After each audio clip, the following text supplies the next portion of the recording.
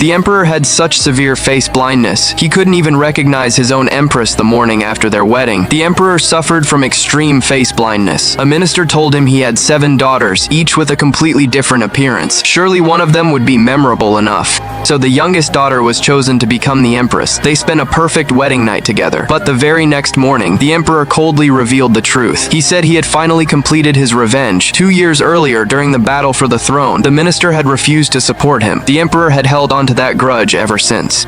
Marrying the minister's daughter was simply part of his revenge. Originally, he had planned to make her only a low-ranking consort, but then he realized becoming empress would be an even crueler punishment. An ordinary consort only needed to greet the empress each day before resting. The empress, however, couldn't rest until every single consort had checked in with her. Only then did the girl realize he intended to work her to death. She reminded him that she was currently the only woman in the entire harem. The emperor smirked. He declared that he would soon fill the palace with countless new consorts. Then he proudly walked away. The girl wasn't bothered at all. Instead, she wandered through the imperial garden. Looking at the blooming flowers, she couldn't help admiring their beauty. Her maid quietly told her that the emperor had planted that tree himself. Annoyed, she immediately kicked the trunk.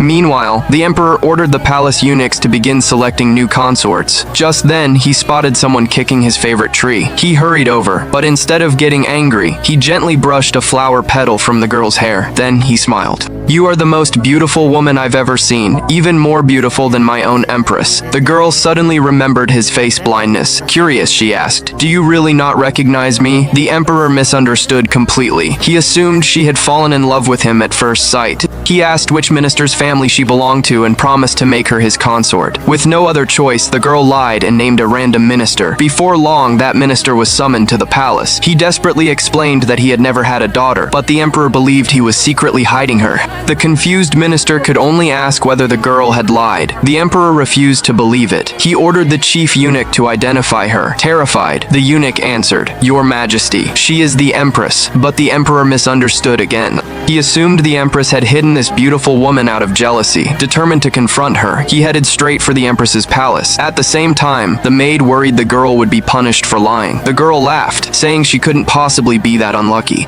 The very next second, she saw the emperor walking directly toward her. She turned and tried to run, but he gently caught her, looked into her eyes, and smiled. "You are still the most beautiful woman I've ever seen, even more beautiful than my own empress."